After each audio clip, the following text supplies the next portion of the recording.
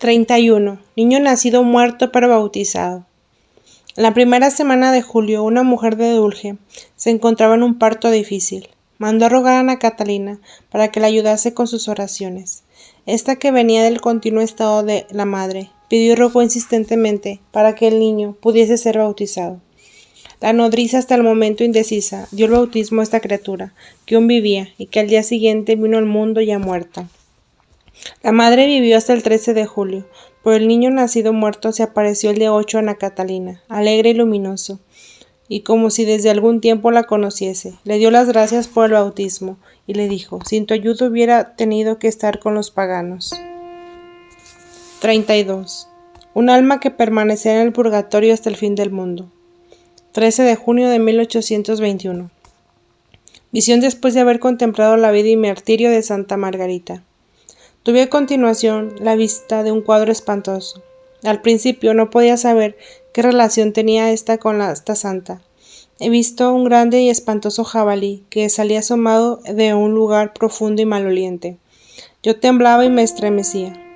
Era el alma de una dama de París. Me dijo que yo no podía rogar por ella, puesto que no había posibilidad de ayudarla, ya que ella debía hasta el fin del mundo permanecer y revolcarse en aquella inmundicia.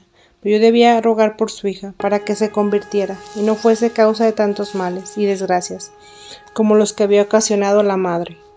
Tuve la visión de Santa Margarita, y dentro de una pequeña capilla de París, única que había quedado de una antigua abadía, ahí se encontraba un trozo de un brazo y la calavera de la santa. Después que hube venerado aquellos huesos, vi el alma de aquella dama y un cuadro de su vida. Su tumba está no lejos de esta capilla. Era de altísimo rango, y durante la revolución fue causa de graves males. Por su culpa muchísimos sacerdotes perdieron la vida. Pero en medio de esas viciosas costumbres tuvo desde su infancia cierta veneración por Santa Margarita, y logró impedir que la capilla de la santa fuese destruida.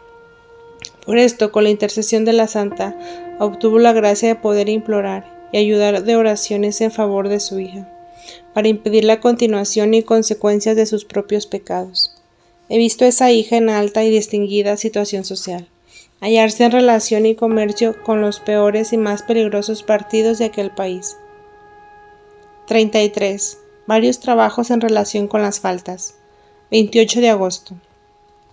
Toda clase de personas difuntas desde hace tiempo y que yo había conocido han venido pidiéndome ayuda y me han conducido en torno de oscuras y angostas chacras y de espacios donde tienen que hacer toda clase de trabajos, los cuales no alcanzan nunca a terminar, porque siempre falta algo, un utensilio o algún instrumento. Todas clamaban por mi ayuda, y yo debía con fatiga y gran esfuerzo hacer por ellas este o aquel trabajo, del cual se sentían aliviadas. La mayor parte de estas obras eran trabajos campestres. Entre uno y otro trabajo me volví a casa, y luego debí empezar una obra nueva. Tuve que hacer muchas obras de viñatero. Esto, en favor de algunos sacerdotes, y en un sitio de muchos palos en punta, donde la gente no podía moverse sin herirse. En aquel lugar tuve una caída, y me lastimé con uno de esos palos en la parte carnosa de la pierna, y derramé mucha sangre. En efecto, en el lugar indicado se veía una ancha y profunda cicatriz en forma triangular. En estos días sufrí un martirio como si le hubiesen aplicado al cuerpo algunas vidas que luego fuesen trituradas y prensadas. 34. En el purgatorio de los hebreos. 30 de agosto de 1821. La noche pasada tuve serios trabajos con las pobres almas y especialmente con judíos muertos y vivientes. Primeramente tuve grandes penas. Fui llamada en ayuda del alma de una mujer en esta vecindad, que había tenido una hija piadosa, aunque un tanto simple, a quien ella había constantemente reprendido y castigado mucho. Yo no podía en modo llegar hasta esa alma, pero oía sus lamentos y veía que era azotada y maltratada de modo espantoso. Tuve que afanarme mucho por ella, y ahora debo decir a la hija, que aún vive, que se acuerde del alma de su madre. Ayer he visto el cuadro de una boda de judíos. Esta noche vino a mí el alma, una pobre hebrea, y me condujo en torno a la ciudad, para exhortar a los hebreos a convertirse y a mejorar el estado de sus almas. Narró luego la vidente toda clase de escenas que había contemplado entre los judíos vivientes, conocidos y desconocidos, Había estado con los judíos entre los más apartados países, en el Asia y en el monte Sinaí. Estuvo también en un negocio de judíos que había conocido en Coesfeld. La mujer hebrea estaba ocupada, en orden para ponerlo, para engañar a la gente, toda clase de malas mercaderías, mezcladas y cubiertas con buenas, y estas eran puntillas y tejidos de lino, de los cuales una tercera parte apenas valía algo. Ana Catalina le impidió de todos modos encontrar lo que buscaba. No podían encontrar las mercaderías. Se sintió muy angustiada, de modo que fue hacia donde estaba el marido y se lamentó con él. Este le dijo que quizás había pecado con malos pensamientos y debía hacer penitencia. Vio a aquella mujer retirarse a un ángulo y expiar. Entonces obtuvo poder sobre ella y le dijo muchas cosas, la angustió y la reprendió, y la conmovió tan sensiblemente que ella llamó al marido en su ayuda. Él acudió y dijo: ¿No ves ahora tú que ciertamente tienes pecado? Entonces aquella mujer se decidió, en reparación de sus engaños, a distribuir muchos paños viejos a los pobres cristianos. Esa distribución y otra limosna resultaron por cooperación de Ana Catalina, que se le había parecido, obras expiatorias por los diversos pecados de la hebrea. Fue llevada por el alma de la vieja hebrea a un lugar de purgación de las almas de los hebreos, y tuve que aconsejar ayudar a diversos pobres israelitas de Coesfeld, de los cuales conocía a algunos. He visto que en este lugar está separado y como suspendido del lugar de expiación de los cristianos. Me sentí muy conmovida al saber que estos no están perdidos en la eternidad. He visto los más diversos y dolorosos estados. He visto una pobre familia hebrea, por otra parte piadosa, que entre nosotros traficaba con objetos de plata viejos, y con 1000 cosillas de igual género, metidos en un lugar semejante a una oficina del platero. Los miembros de esta familia tenían siempre que ocuparse de fundir, pesar y limar, y siempre faltaba algo a los objetos que preparaban, y no terminaban jamás con el trabajo. Quedaba siempre algo que hacer, algo que completar, y comenzaban de nuevo. Recuerdo que les tuve que preparar y construir el fuelle. A todos ellos les hablé del Mesías y de cosas semejantes, y en cuanto yo decía, o lo repetía la vieja hebrea. He visto también a los hebreos que nadaban y resolvían en la sangre toda clase de intestinos, y eran atormentadas de náuseas incesantemente. Otros corrían continuamente sin parar, arrastraban pesados fardos, haciéndoles rodar de arriba abajo. Otros suman toda clase de tormentos ocasionados por la picadura de abejas. Esto no puedo describirlo. Estuve también con los judíos de estos lugares. Llegué de noche a las habitaciones. El rabino era incapaz de ser conmovido, estaba como petrificado. No había en él abierto ningún exceso de la gracia, no podía acercarme a él de ninguna manera.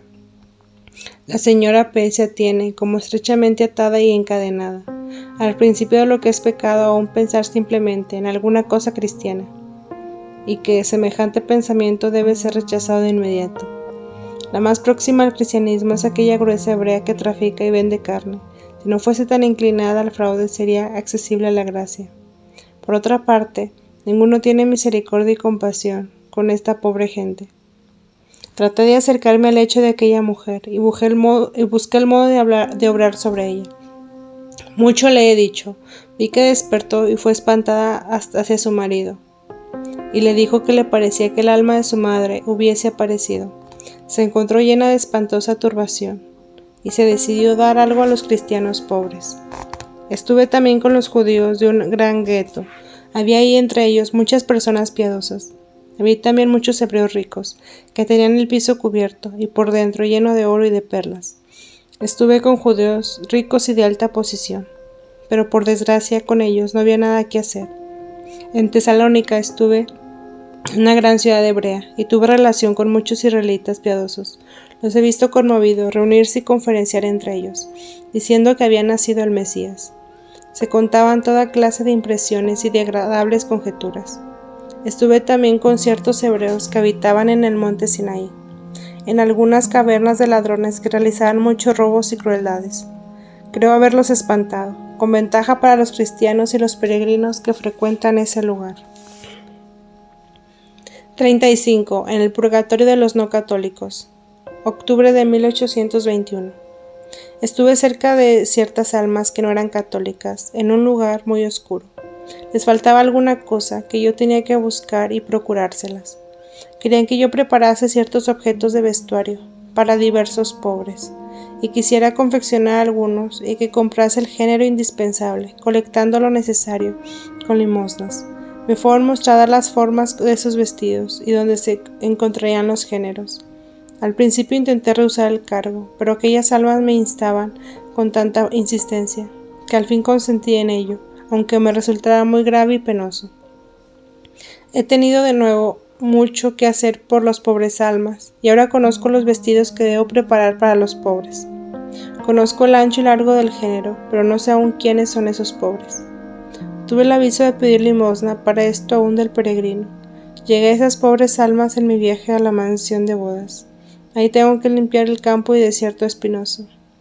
Dentro de la mansión de bodas encontré la gruesa y gorda cocinera que llevaba en torno a la cintura una cadena de hierro, de la cual pendían las cucharas, los cucharones y todos utensilios, como el mal que en el bajo vientre me atormentaba.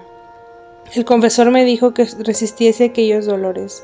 Estuve tranquila, pero hacia medianoche se hicieron cada vez mayores, y vi los dolores avanzar sobre mí, para oprimirme de una aparición horrible.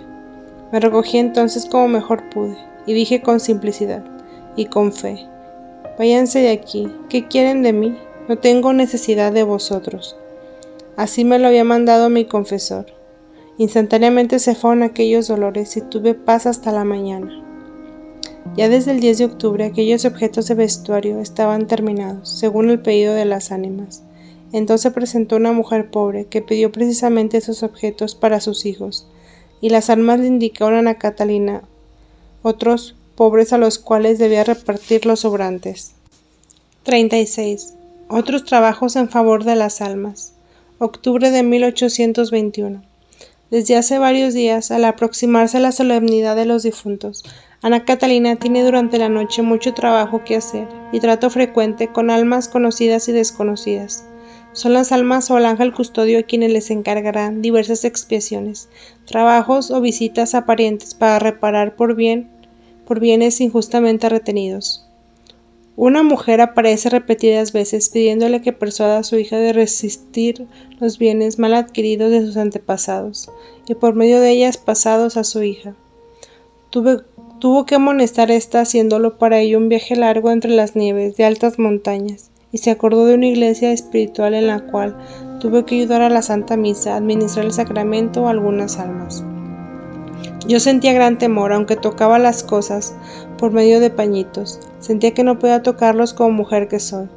También el servir en la misa me ocasionó mucha angustia, hasta que el sacerdote se volvió a mí y me lo ordenó en modo serio, diciendo que así debía suceder. Reconocí en aquel sacerdote el alma buena, ahora luminosa y resplandeciente, del abate Lambert. No tengo ideas más claras de esta escena y no la he entendido. 37. Descripción de diversos lugares de expiación. 2 de noviembre de 1821. He recorrido muchas veces el purgatorio en compañía de los santos. Los lugares de expiación no están en un mismo espacio, sino en lugares diferentes, y hay que ir unos a otros. En el camino dejamos atrás mares, montes de hielo, nieves, nubes. Muchas veces me parece que tengo que descender, dando vuelta alrededor de la tierra. Los santos se acercan fácilmente a mí. Tienen un pedestal como nube luminosa que se mueve con ellos. Estos pedestales son de diversos colores, según las clases de consuelo que los santos han procurado con obras mientras vivían. Siempre debo andar por caminos tristes, pero acepto este trabajo en expiación de los pecados de las benditas almas, y voy orando por ellas. Aún recuerdo los padecimientos de los santos y los ofrezco, juntamente con los de Jesús, por las benditas almas. Los lugares donde estaban las almas son muy diferentes, según el estado de ellas. Es posible compararlos con lugares que yo llamaría huertos, porque en ellos se conservan ciertas gracias y afectos, como se conservan las frutas en los huertos. Así los diferentes lugares donde están las almas son como jardines o mansiones. Son mundos de diferentes clases y penas, desdichas, carencias, privaciones, necesidades y angustias. Al llegar a estos lugares veo rayos de luz que caen sobre algunos puntos o un crepúsculo alrededor del horizonte. Estos son los mejores. En ninguno de ellos se ve el cielo azul, pues en todas partes está más o menos turbado y oscurecido. En muchos lugares están las almas muy juntas, y esto les causa grave angustia. Unos son los más oscuros y profundos, otros más claros y elevados. Los espacios donde se hallan encerradas las almas, separadas unas de otras, son también de diferentes formas. Aquellas almas que estuvieron unidas en la tierra permanecen unidas solo en caso de que se necesiten ser purificadas en el mismo grado. En ciertos lugares está la luz teñida con un tinte de fuego turbio o rojo. No puede expresarse la gran alegría y el consuelo de las almas, que se quedan cuando las otras son rescatadas. Hay asimismo lugares donde las almas deben trabajar por penitencia, como vi en otro tiempo en las torres y fortalezas, en la isla desde las mujeres cultivaban frutos y los transportaban en balsas. La naturaleza es ahí pobre, marchita y sin vigor, y los frutos se asemejan a ella. Vi que las almas de los reyes y señores que habían atormentado durante su vida mortal a los demás, ahora servían humildemente como siervos. He visto en el purgatorio protestantes que habían vivido piadosamente en su ignorancia. Están abandonados porque carecen de oraciones. He visto almas en las cuales, cuando otro salía, subían de grado inferior a otro más elevado. A otras he visto cómo podían andar errantes de un lugar a otro y gozar de mutua comunicación y consuelo. He visto aparecerse para pedir sufragios de una gracia especial. He visto lugares donde se purifican las almas que habían sido proclamadas santas, pero que al salir del mundo no habían perfeccionado su santidad. 38. Un alma le revela las intrigas de los parientes en la tierra. 18 de diciembre de 1821. He visto una campesina que volvía a una fiesta de consagración. Se le acercó un alma de forma gris y melancólica, que le susurró algo al oído. Esta mujer continuó su camino, se puso triste, pero creyó que solo era una vana imaginación, y luego se fue a una pieza a hablar con la criada. Aquella alma no se alejó, sino que prosiguió susurrándole palabras al oído de la mujer. Esta por su parte se fue nuevamente a las fiestas de la consagración.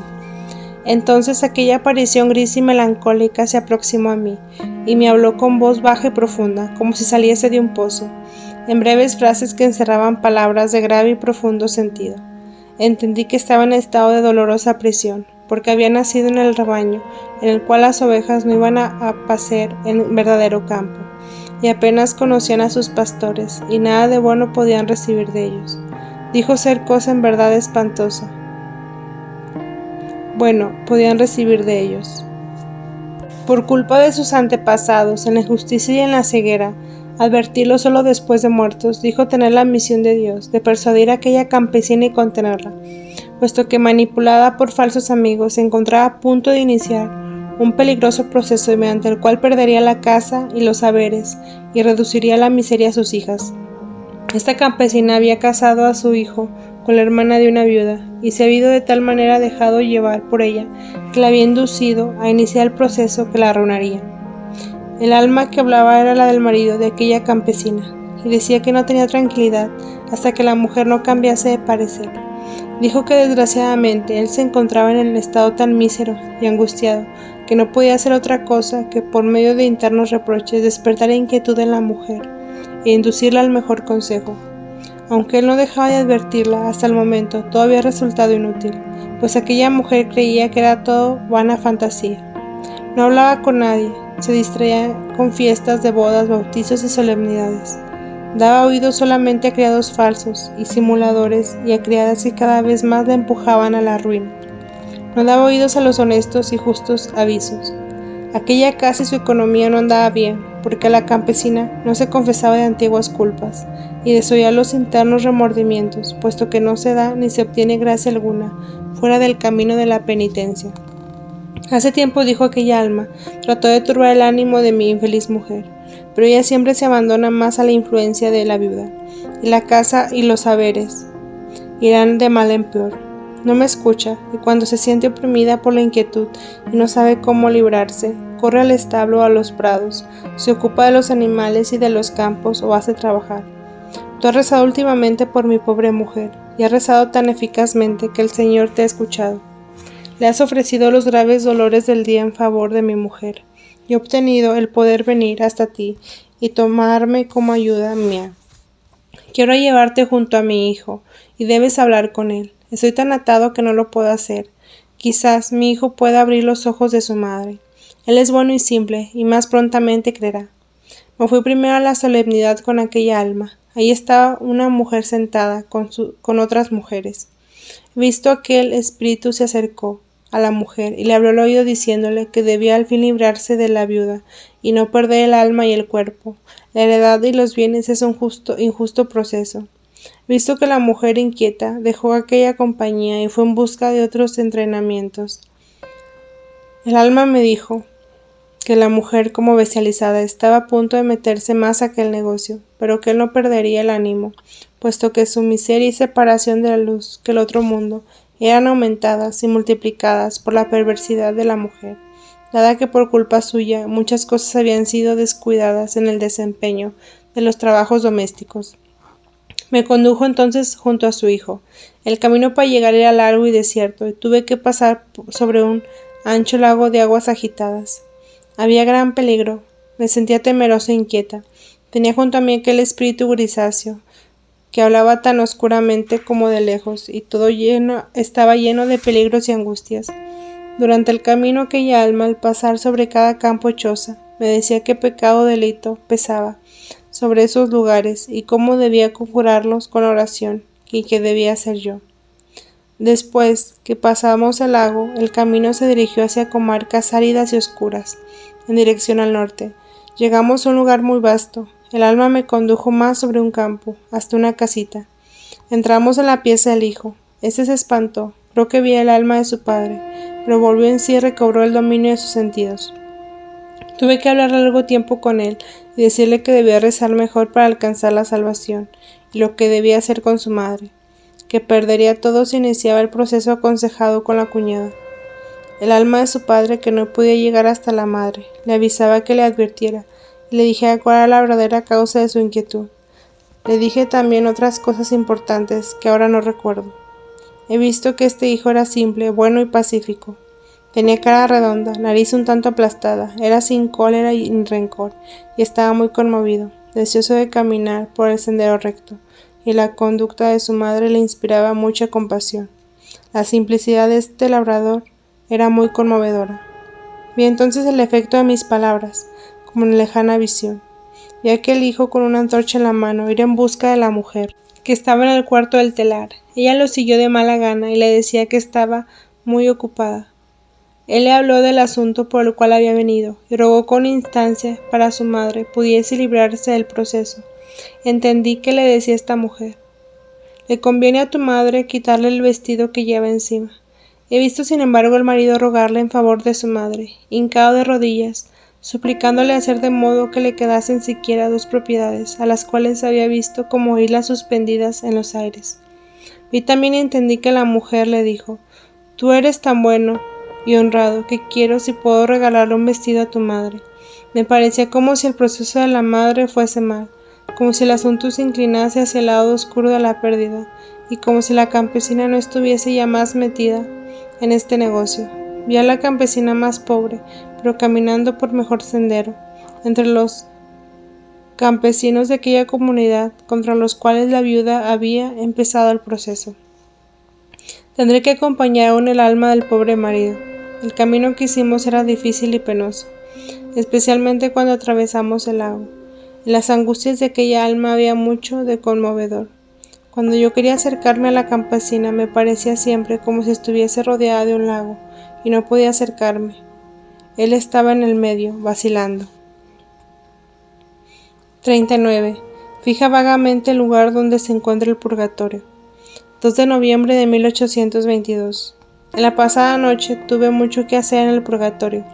Estuve viajando siempre en dirección al norte, y me parece como si aquel lugar estuviese situado sobre la parte más honda de la esfera del mundo.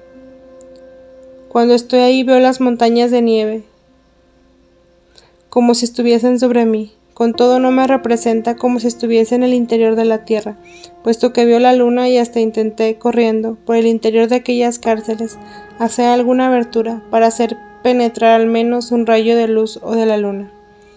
Por la parte de afuera me parece el purgatorio como si Un baluarte oscuro, humeante en forma de media luna, por dentro tiene innumerables calles que conducen arriba y abajo, en espacios altos y bajos. En la entrada aquel espacio es mejor, pues las almas pueden ir dentro de un lugar a otro, deslizarse por los contornos. Los de adentro están más duramente encarceladas. De hecho, entre hechos se ve una de ellas en cueva, dentro de una fosa, y con frecuencia se ven muchas almas juntas, en un mismo espacio, en diferentes cuevas, unas más altas y otras más profundas. A veces está un alma sentada en un lugar alto, sobre una piedra. Más adentro en el fondo todo es mucho más espantoso. Ahí los demonios tienen poder y es como un infierno temporal. Las almas son atormentadas y espectros espantosos y larvas diabólicas recorren estos sitios atormentando y angustiando a las almas. Veo en el purgatorio un lugar destinado a los ejercicios de piedad, una especie de iglesia, donde son a veces consoladas las almas. Estas las miran como a nosotros nuestra iglesia. Las almas no reciben ahí inmediatamente auxilio del cielo. Todo lo obtienen de la tierra, de los vivos que ofrecen por ellas al juez divino, oraciones y buenas obras, sacrificios y mortificaciones, y sobre todo el santo sacrificio de la misa. Cuando voy hacia el norte y paso por encima del hielo, ahí donde el círculo de la tierra se hace más angosto y estrecho, entonces veo aparecer ahí el lugar del purgatorio, más o menos como se ve el sol o la luna cuando bajan el horizonte. Un camino como sobre un círculo, sobre una calle o sobre un anillo. No encuentro la palabra propia. El purgatorio se ofrece a la vista a manera de semicírculo. A la izquierda, allá a lo lejos, está el molino. A la derecha muchas obras y trincheras. Cuando estoy en el purgatorio no veo a nadie, lo viste más que mi guía. Pero en la lejanía, en diferentes lugares de la tierra, veo algunos penitentes, ermitaños, religiosos y otras personas que trabajan por las ánimas benditas. Este purgatorio es el de la Iglesia Católica. Las sectas están ahí separadas, como aquí padecen mucho más, porque no reciben de la tierra sufragios y oraciones y misas. Acercándose a las almas se conoce si son hombres o mujeres.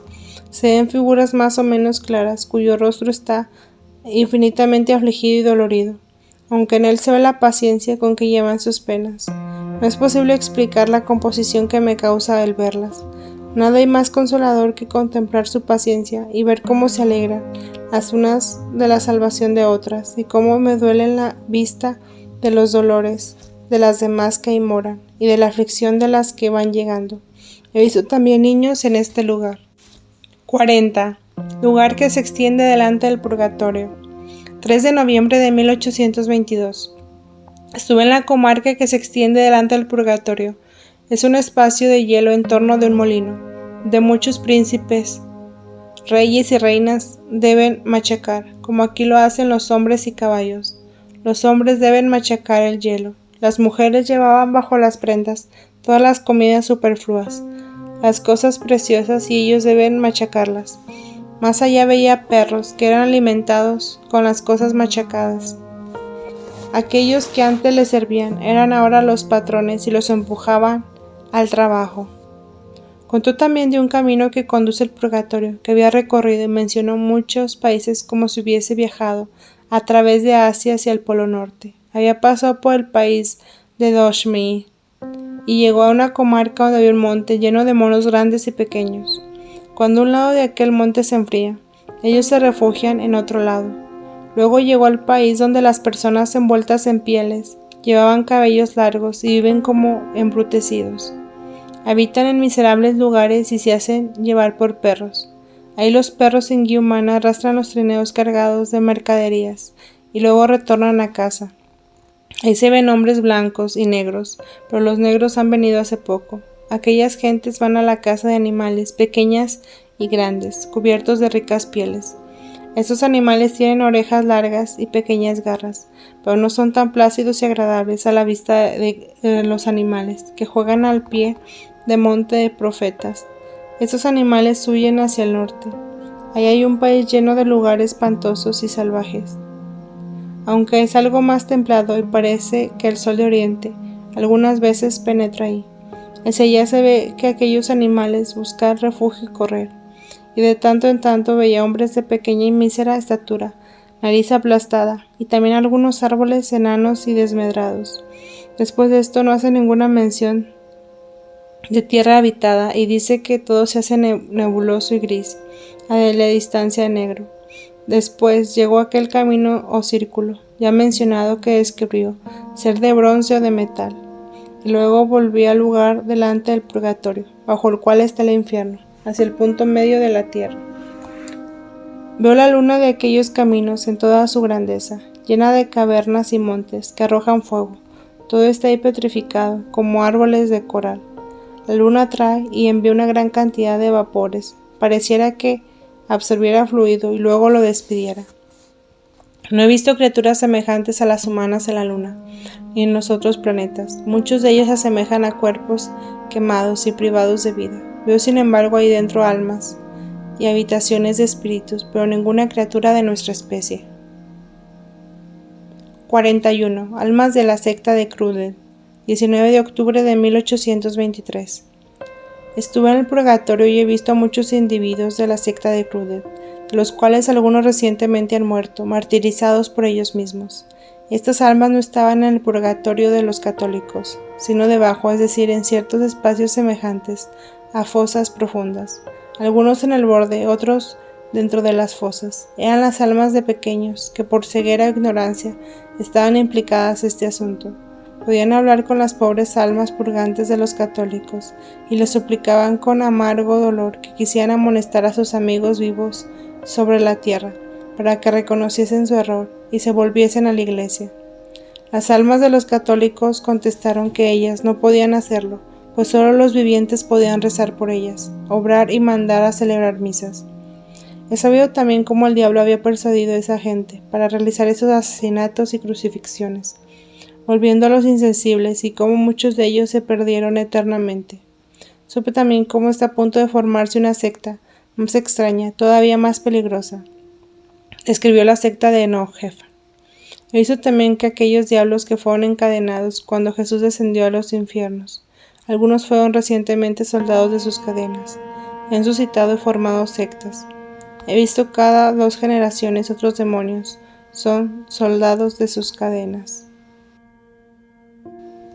Capítulo 18. Visiones del infierno. Introducción. Ana Catalina, que sufría indeciblemente con gran paciencia, dijo, sin embargo, una vez, como aquellos que padecen mucho, que vivía como en un infierno. Su ángel custodio la amonestó severamente, diciéndole que le mostraría el verdadero infierno para que no lo comparase con su estado personal. Va en efecto el infierno, que ubica hacia el norte, en una región glacial aislada de la tierra. Cuando me acuerdo de lo que vi, dice, tiemblo de pies a cabeza. Su relato, sin embargo, es muy breve. Parece que el horror le hubiese impedido dar una descripción más amplia de la mansión de sus dolores eternos. Con ocasión del descendimiento de Jesús al limbo, para rescatar las almas de los justos, ve el infierno en forma general, y hace una elocuente comparación entre el abismo de los condenados y la gloria de los bienaventurados. 1. Es llevada hacia la región del infierno. Me hallaba una vez muy turbada y abatida a la vista de las miserias que me rodaban, y de tantas penas y violencias que sentía, pidiéndole a Dios que se dignara concederme siquiera un día tranquilo, pues vivía en el infierno. Mi guía me reprendió muy severamente. Para que no compares tu estado con el infierno, me dijo, voy a mostrarte el infierno. Me condujo hacia el norte, a un lugar en la tierra declina rápidamente. Primero nos levantamos mucho de la tierra, seguimos hacia el norte, por un sendero muy escarpado, sobre un desierto de hielo, y llegamos a un país espantoso. Parecía como si se moviera en una elevada región alrededor de la tierra, y conociera con certeza que iba descendiendo frente a aquella. El camino estaba desierto y se tornaba oscuro y helado a medida que descendía. Cuando llegué al lugar del terror me pareció que entraba en un mundo desconocido. Cuando me acuerdo de lo que vi, tiemblo de pies a cabeza. Todo lo vi globalmente. Había ahí un abismo tenebroso. Había fuego, tormentos y noche. Los límites del horizonte estaban siempre tinieblas. Al acercarme vi un país de infinitos tormentos. 2. Vi el descendimiento de Jesús. Vi al Señor acercarse con gran severidad a lo más profundo del abismo. Me pareció el infierno, una construcción de roca, indeciblemente grande, espantosa, negra, con brillo metálico, cuya entrada formaba por partes negras, extraordinarias y horribles, cerradas con llaves y cerrojos que me causaban espanto. Abiertas las puertas hay un mundo horrible y tenebroso. Así como solía yo ver las moradas de los justos en forma de Jerusalén celestial, como una ciudad según las innumerables modos de bienaventuranzas, como diferentes castillos y jardines, llenos de admirables flores, frutos, de ciertas clases determinadas. Así, aquí lo veo todo como un mundo de partes coordinadas, en forma de edificios, diversos espacios y campos, pero todo procedía de un antífisis de felicidad, esto es penas y tormentos. En la mansión de los justos parece todo forma, según el fundamento y la conexión de la paz infinita, de la perfecta armonía y contento, pero aquí todo nacía de la perpetua cólera y de la falta de unidad, de la desesperación. Como en el cielo hay magníficos y transparentes edificios, en donde las almas se alegran y adoran a Dios, se veían aquí innumerables cárceles tenebrosas, cavernas de tormentos, donde se maldecía y reinaba la desesperación. Así como allá se ven los más admirables jardines, con frutos del gozo divino. Así se veían aquí los más espantosos desiertos y pantanos de tormentos, de penas, de todo lo que puede causar horror, aversión y espanto. He visto templos, altares, castillos, tronos, jardines, lagos y torres de maldición, de odio, de terror, de desesperación, de confusión, penas y suplicios. Así como en el cielo se los había visto de amor, de concordia, de paz y felicidad. Aquí la desgarradora discordia perpetua de los condenados, allá la dichosa comunidad de los santos. Todas las raíces de la corrupción y de la falsedad estaban representadas en innumerables manifestaciones y obras de tormento y dolor. Nada aquí justo únicamente podía tranquilizar el ánimo. Esta reflexión que la divina justicia da a cada uno de los condenados la pena y el tormento que siguen a la culpa. Todo lo que aquí se veía y sucedía de horrible era esencia, la forma y el espíritu del rencoroso pecado, de la serpiente que revuelve contra el que ha amamantado en su seno. Vi aquí un pasillo pavoroso, construido por causa de horror y angustia, como en el reino de Dios puede causar paz y tranquilidad. Todo esto se comprende bien, pero no se puede explicar distintivamente. Cuando el ángel abrió las puertas, me vi en medio de una confusión de voces de espanto, maldiciones, injurias, aullidos y lamentos. Algunos ángeles lanzaron hacia abajo ejércitos de espíritus malos. Todos se vieron obligados a reconocer a Jesús y adorarle. Y este fue su mayor tormento. Gran multitud de ellos fueron encadenados en un círculo alrededor de otros que estaban también sujetos. En medio de ellos había un abismo tenebroso. Lucifer fue arrojado con cadenas en él, y a su alrededor estaba lleno de tinieblas. Todo sucedía según ciertos arcanos divinos. 3. Desencadenamiento de Lucifer. Es sabido que Lucifer debe ser soltado por algún tiempo, 50 o 70 años antes del 2000 de Cristo, si no me equivoco. Otros muchos nombres de los que no me acuerdo fueron designados. Algunos demonios deben quedar sueltos antes para castigar y tentar al mundo. Algunos han sido soltados ya en nuestros días, otros lo serán pronto. Me es imposible contar todo lo que me ha mostrado. Es demasiado vasto para que yo lo pueda coordinar. Además estoy muy mal, y cuando hablo de estas cosas se me representan de nuevo ante los ojos, y son tan terribles que su vista me haría morir. Capítulo 19. Visiones de la redención. Introducción. Aquí páginas de profunda ciencia teológica, de modo inefable. Ana Catalina es ilustrada acerca de los cambios empleados por Dios para consumar la redención. Entiende que Cristo se hizo hombre, no solo por haber caído Adán, la segunda persona que hubiera humanado, para elevar al hombre de la condición angelical. Este sentido está concorde con las revelaciones de Sor Natividad Juana Lalorier. Si el hombre no hubiese pecado, no habría estado sujeto como está, a la ignorancia, a los sufrimientos, a la muerte. Sin embargo, hubiera sido necesaria la encarnación del Verbo, no para el rescate del mundo, sino para suplir la deficiencia de la criatura y hacerla digna de la bienaventuranza eterna. La encarnación estaba decretada desde la eternidad, formaba parte del plan divino, pero si el hombre no hubiese pecado, el Verbo humanado no hubiese padecido. 1. Les son mostrados los caminos de la redención y los misterios del reino de Dios. No me atrevo a asombrarme ya de mis penas. He tenido una admirable visión acerca del pecado y del remedio traído por nuestro Señor Jesucristo al mundo y del estado del sacerdocio. He entendido claramente que todo debe ser restaurado, santificado y renovado, a costa de miles de esfuerzos, para lo que ha sido corrompido, destrozado, perdido y desgarrado, se ha reconstruido y llevado al camino de salvación. He tenido una visión inmensa y comprensiva de todos los pecados y de toda la salvación. Necesitaría un año para decir lo que he visto, pues se me ha mostrado clara y distintivamente todos los misterios, y los he llegado a entender, pero no me es posible ahora describirlos. He visto bajo símbolos todo género de culpas y restauraciones. He visto los pecados desde la caída de los ángeles y de Adán hasta el día de hoy, en sus diversas ramificaciones. Al mismo tiempo he visto toda preparación a la salvación y a la restauración, hasta la venida de Jesucristo y su dolorosa pasión y muerte. He visto el poder transmitido a los sacerdotes en orden a la salvación, y he visto que todos los cristianos la reciben de Dios. He visto las faltas y decadencia del sacerdocio y sus causas, los castigos que amenazan y la satisfacción que da el sacrificio a favor de otros. He sentido la suma de las culpas y castigos en la suma de mis dolores.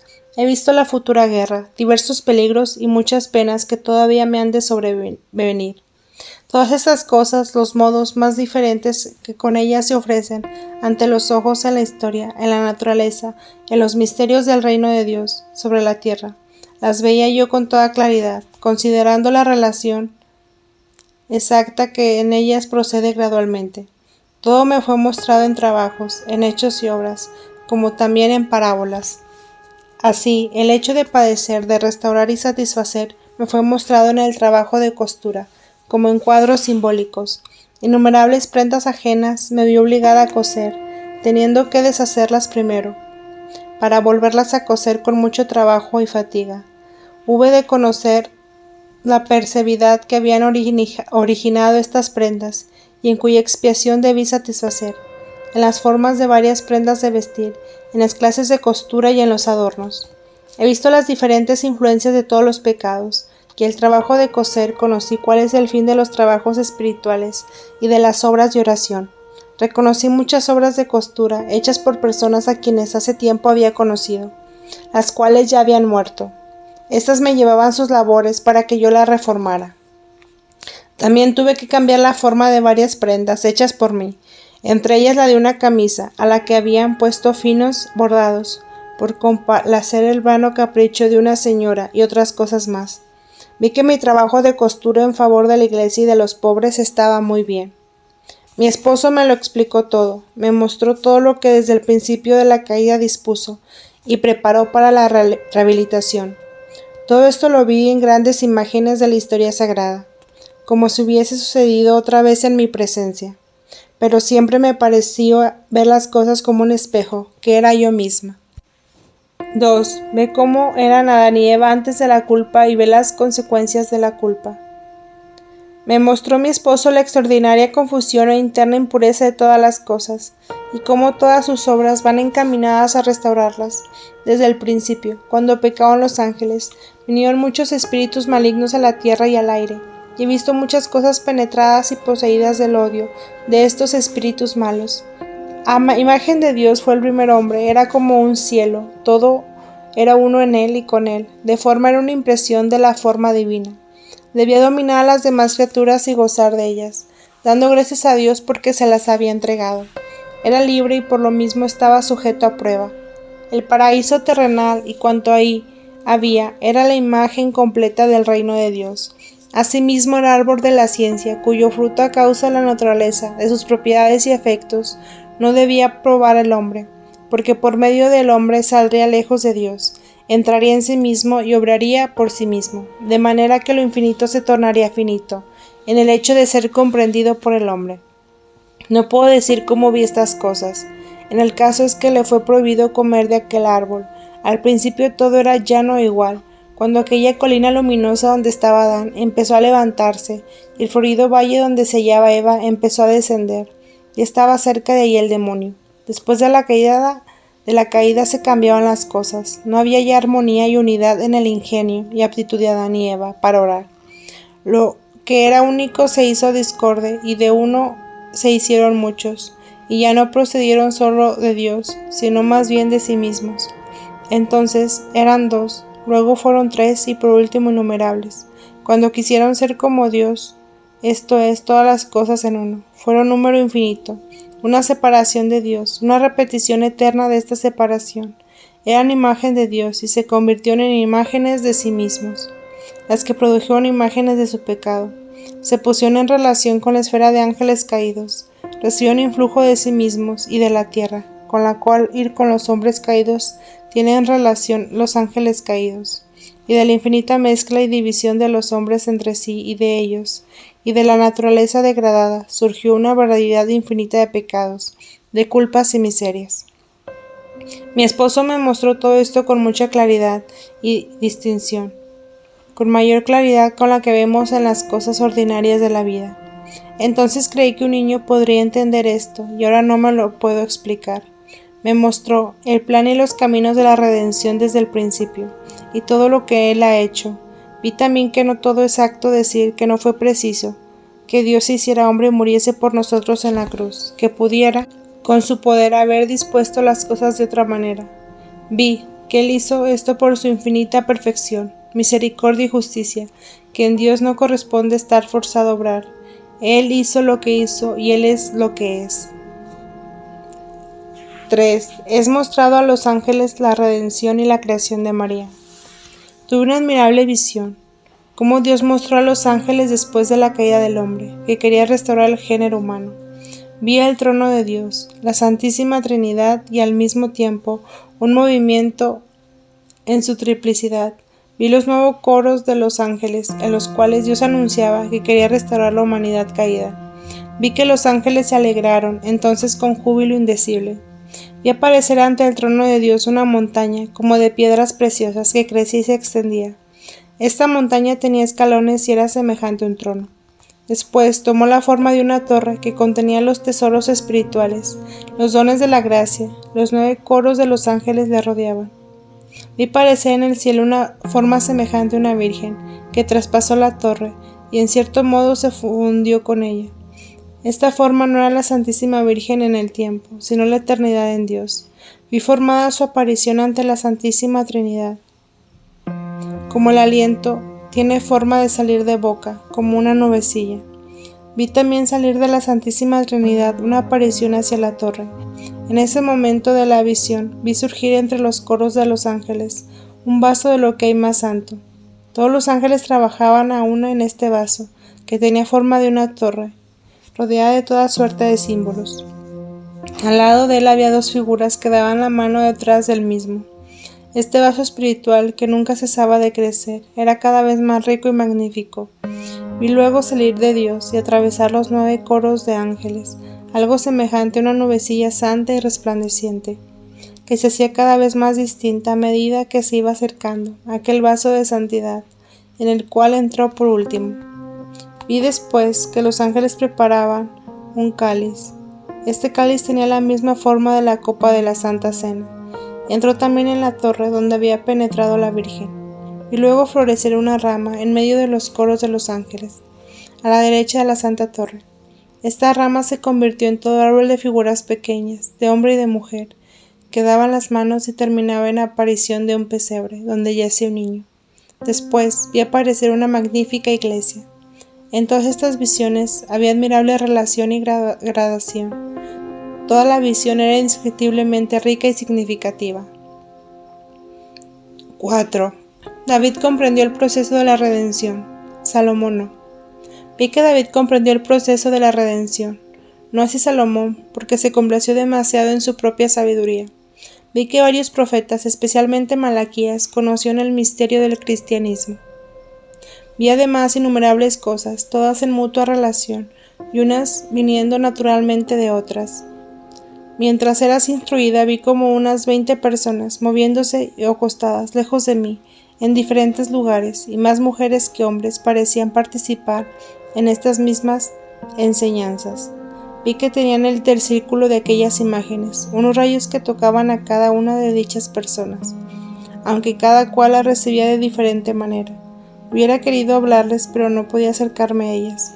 Vi además en este gran cuadro el rigor con que se observan las prácticas y ceremonias del mundo carnal, y que las maldiciones, los conjuros y prodigios en el reino de Satanás, como asimismo el culto de la naturaleza, la superstición, la magia, el magnetismo, las ciencias y artes mundanas, y todos los medios de embellecer la muerte, de adornar el pecado y de adormecer la conciencia, se practican con escrupulosa y supersticiosa exactitud, aun por aquellos que solo ven los misterios de la Iglesia católica en forma supersticiosa, creyendo que estos misterios pueden ser celebrados indiferentemente y de esta o de otra manera.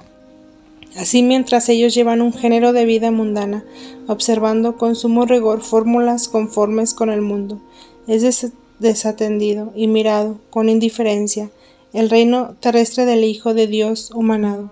Vi también el servicio del mundo practicado con gran perfección y el servicio de Dios lastimosamente olvidado. Capítulo 20. Visiones del poder sacerdotal. Introducción. Estas revelaciones son dignas de la meditación de los sacerdotes y de las almas piadosas. El poder de Jesucristo otorgado a los sacerdotes es inmenso. Espanta el conocimiento de esta potencia sobrenatural en manos del hombre, que tiene la facultad de bendecir las cosas, de exorcizar a los demonios, de observar los pecados, de consagrar el cuerpo de Cristo. Este ilimitado poder está simbolizado en la vara del profeta Eliseo. Ana Catalina se lamenta en diversas ocasiones que el sacerdote católico no use con frecuencia o con la disposición necesaria tan altas prerrogativas para vencer las influencias malignas y sanar las almas como hacían los primeros apóstoles. 1. Ve a Melquisedec, a Enoc y a Noé. Vi a Melquisedec como figura de Jesucristo, en razón del sacerdocio. En cuanto el sacerdocio está en Dios, era Melquisedec un sacerdote del orden eterno. Vi sus preparaciones, fundaciones y trabajos. Vi también a Enoc y a Noé, su significación y sus obras, y al lado de todo esto las obras del reino del infierno y sus apariencias 1000 veces diferentes, y los efectos de una idolatría terrena, carnal, diabólica, de forma semejante entre sí, pero siempre pestíferas. Así he visto todos los pecados y todas las preparaciones y las figuras de la restauración, que según su especie eran imágenes del poder de Dios. Como el hombre es imagen del mismo Dios, me fue mostrado el conjunto desde Abraham hasta Moisés, desde Moisés hasta los profetas, siempre en relación y las imágenes semejantes a todo lo que sucede entre nosotros. 2. El poder del sacerdocio explicado en la vara de Eliseo, dada a Giezi. He visto por qué los sacerdotes no ayunan ni sanan, porque no logran este resultado o lo alcanzan de otro modo, de como lo tenían otras veces. Ese don y poder del sacerdocio me fue mostrado por los profetas, y me fue explicada la razón de su forma. Vi, por ejemplo, cómo Eliseo dio su vara a Giezi para que la pusiera sobre un niño difunto de la mujer de Suná. En esta vara estaba el modo espiritual, la virtud y la misión de Eliseo. La vara era el brazo, la continuación del brazo del profeta. Vi aquí la razón íntima del poder del báculo de los obispos y del cetro de los reyes, cuando los que llevan tienen la fe que en cierto modo los une con aquel de quien han recibido la misión y los separa de los demás. Giezi no creyó con firme fe, y la madre del niño creyó que solo Eliseo podía ayudarla. Por consiguiente, entre el poder de Eliseo, que procedía de Dios, y la vara, se interpuso la duda nacida del juicio humano, y la vara no resucitó al niño. Pero vi a Eliseo poner en sus manos su boca y su pecho, en contacto con las almas, las manos y la boca y el pecho del niño. Hace oración, entonces el alma del niño volvió al cuerpo donde había salido. Vi la explicación de este milagro y su relación simbólica con la muerte de Jesús. En Eliseo estaban abiertas al hombre mediante la fe y el don de Dios todas las puertas de la gracia de la expiación que por el pecado se habían cerrado. Cabeza, pecho, manos y pies se puso como una cruz viva y prefigurada sobre la cruz muerta y cerrada del cuerpo del niño. Mediante la virtud de su oración y de su fe, derramó sobre el niño la vida y la salvación, y expió y satisfazó por los pecados de los padres del niño. Habían cometido con la cabeza, el corazón, las manos y los pies. En todos estos cuadros vi siempre, por vía de contraposición, la muerte de cruz y las llagas de Jesús, y cómo había armonía en todo esto, semejante cada vez mayor. Desde que murió Jesús en la cruz vi plenamente el sacerdocio de su iglesia, este don de restaurar y sanar, y en cuanto que vivimos en él y somos crucificados con él, se abren las puertas de la gracia, que son las sagradas llagas en nosotros. 3. Ve la potestad de bendecir a los sacerdotes. Vi muchas cosas acerca de la imposición de manos, del efecto de las bendiciones y de la acción de la mano a lo lejos, cual me fue explicado por el ejemplo de la vara de Eliseo, la razón por la cual los sacerdotes de hoy en día solo raras veces bendicen y sanan, me fue explicada en un ejemplo, que también derivan de la semejanza simbólica en que fundan tales efectos. Vi 3 escultores que oprimían figura en la cera. Uno de ellos tenía buena cera blanca y era muy hábil, pero estaba muy pegado de sí mismo. No tenía en sí la imagen de Cristo, y me resultó vano. Otro tenía la cera blanca y pálida, era indolente y terco, y nada consiguió. El tercero era inhábil y trabajaba muy torpemente con cera común, pero lo hacía con aplicación y sencillez. Su trabajo fue bueno y la figura verdadera, si bien resultó con rasgos imperfectos. Así los sacerdotes elegantes, elocuentes y sabios, según el mundo, no hacen nada, mientras que otros pobres, sencillos, continúan ejerciendo la potestad de bendecir y sanar lo que hay en el sacerdocio. 4. Recibe otras enseñanzas sobre el poder sacerdotal. Mi esposo me mostraba que desde su concepción hasta su muerte no había dejado de padecer, de expiar y de satisfacer, todo lo cual vi representaciones claras de su santa vida. He visto también que por medio de la oración y del ofrecimiento de nuestros trabajos en favor del prójimo, pueden convertirse en la hora de la muerte y salvarse muchas almas que en la tierra no han trabajado nada. Vi también que los apóstoles fueron llevados a la mayor parte de la tierra para que destruyeran el poder de Satanás y difundieran por doquiera las bendiciones del cielo, y que en las comarcas donde ellos trabajaban eran las más infestadas por el enemigo, pero que Jesús con satisfacción perfecta ha adquirido esa potestad y la ha establecido perfectamente en los sacerdotes, que ha recibido y que en adelante reciben al Espíritu Santo. Me fue mostrado que este don de arrancar el mundo del poder de Satanás mediante virtud y bendición sacerdotal está significado en las palabras: son la sal de la tierra, y por esta razón precisamente se pone sal en el agua para bendecirla. 5. Ve muchas iglesias las faltas del servicio divino. 28 de agosto de 1820. En las primeras horas de la mañana recibí la orden de satisfacer con la oración por una misión que me fue encomendada la noche precedente. Ante todo hay una misa en la iglesia de este lugar y después vi al peregrino hacer la Santa Comunión. Fueron celebradas otras muchas misas. En esta ocasión he visto las culpas y las faltas de los sacerdotes y de los laicos constantemente. He padecido toda clase de dolores, ofreciéndolos al Señor por los culpables, mientras suplicaba la presencia y le ofrecía en reparación de estos pecados a su Hijo Divino en la cruz, cada vez que era alzado en la elevación de la misa. Esto no lo he hecho aquí solamente, sino que de modo maravilloso fui transportada rápidamente de iglesia en iglesia, e hice actos de piedad quizás en millares de iglesias. En efecto, estuve en todas aquellas iglesias de Europa, donde ya había estado antes, en otras distintas comarcas del mundo. Todo lo que he visto no sería posible caber ni en 2 gruesos volúmenes. He visto en uno y en otro lugar gentes verdaderamente piadosas, también en nuestro país, pero por lo general he visto tibieza y frialdad. En Holanda he visto ciertas comarcas a orillas del mar. En Suiza he visto algunas piadosas comunidades de fieles, siempre mezcladas con otras malas. Luego estuve de nuevo en el norte de Alemania, en los confines polacos, donde se encuentran aquellos eclesiásticos que veo a menudo. En Italia he visto muchos muy celosos y en la antigua Santa Forma, pero he visto otros pésimos y temerarios.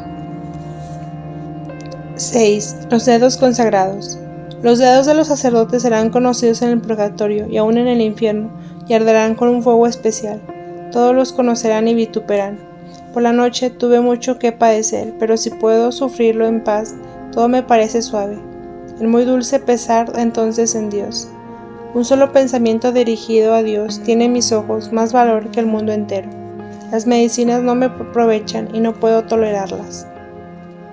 7. Habla de la bendición y de las cosas benditas. Muchas veces me he puesto a morir a consecuencia de los dolores del cuerpo y el alma que he padecido, y de las espantosas imágenes que he visto. En tales ocasiones desfallezco y no tengo ni una gota de agua que confortarme, porque no puedo hacer movimiento alguno. Al oír esto, Brentano le dio de beber, mojado antes del borde, un vaso con agua bendita. Ella dijo: esto es vino del jardín de la iglesia. Estando otra vez Catalina, sufriendo diversos dolores, exclamó: agua fresca y bendita. Aquí hay 2 sacerdotes que han recibido de Dios la facultad de bendecirla, pero se olvidan de mí y voy a desfallecer. Dios quiere que yo viva de esto, no me dejen morir. El sacerdote bendijo el agua y ella bebió y dijo: ya he adquirido fuerzas. Es muy triste la negligencia de los sacerdotes en nuestros días respecto de las bendiciones. No parece sino que ignoran muchas veces lo que son las bendiciones. Gran número de ellas apenas crecen en virtud y se avergüenzan de ellas como de ceremonias anticuadas y supersticiosas. Otros usan de este poder y gracia que Jesucristo les ha conferido, sin atención y como de paso. Cuando ellos no me bendicen, Dios me suele bendecir, pero como el mismo Dios ha instituido el sacerdocio y le ha otorgado la potestad de bendecir, casi desfallezco por el deseo de recibir las bendiciones. En la iglesia todo forma un solo cuerpo. Cuando a alguno de sus miembros se le rehúsa algún bien, se siente desfallecido.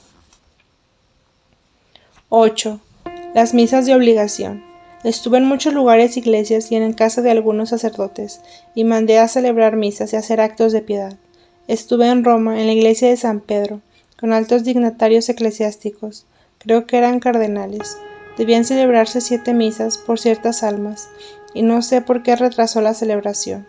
Cuando se celebraron acercándose al altar algunas almas tristes y desvalidas, diciendo, como pobres hambrientos, desde hace tanto tiempo no hemos gustado alimento alguno.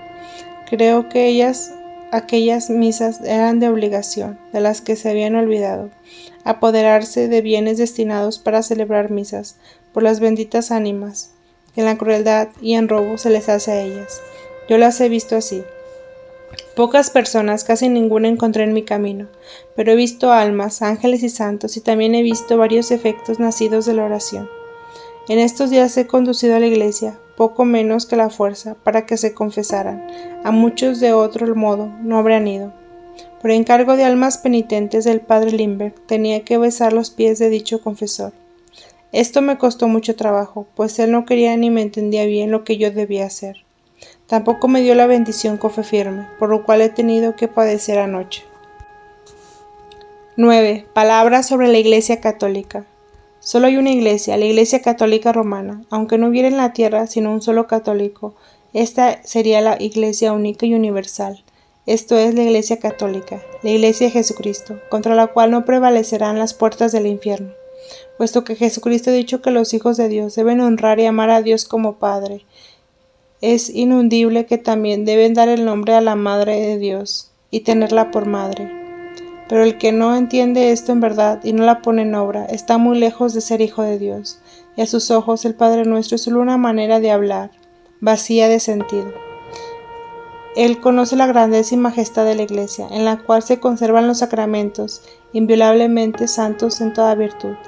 Ha llegado a ser en nuestros días cosa más desdichada, aún entre sacerdotes, y por lo mismo que muchos sacerdotes no saben lo que son, muchos fieles desconocen su propio carácter e ignoran lo que la Iglesia forma parte, para que ninguna potestad humana pueda destruir la Iglesia. Dios ha elevado la consagración sacerdotal a carácter indeleble. Mientras quede en la tierra un solo sacerdote debidamente consagrado, vivirá Jesucristo, como Dios y como hombre, en la Iglesia, en el santísimo sacramento del altar. Y el que, habiendo sido absuelto de sus pecados por el sacerdote, recibe este sacramento, éste estará verdaderamente unido con Dios.